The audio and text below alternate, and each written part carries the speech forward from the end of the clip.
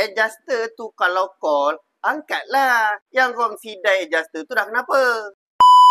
Bunyi dia macam Abang Jubah marah kan? Tapi cerita dia sebenarnya macam ni. Semalam, Abang Jubah dapat satu panggilan telefon daripada customer Abang Jubah.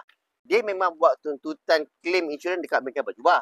Tapi selepas beberapa bulan, tiba-tiba adjuster call dia bagi tahu nak investigate dia dan juga kereta dia semasa dia kemalangan. Apa yang driver ni cerita kat Abang Jubah, kereta dia claim insurans sendiri. Kenapa tiba-tiba adjuster call selepas beberapa bulan untuk investigate dia dengan kereta dia? Abang Jubah buat siasatan sendiri. Rupa-rupanya kereta ni dia kemalangan dengan motosikal. Penunggang motosikal ni menuntut pampasan kecederaan ke atas insurans kereta yang motor ni langgar. Walaupun kita dilanggar dan tak bersalah.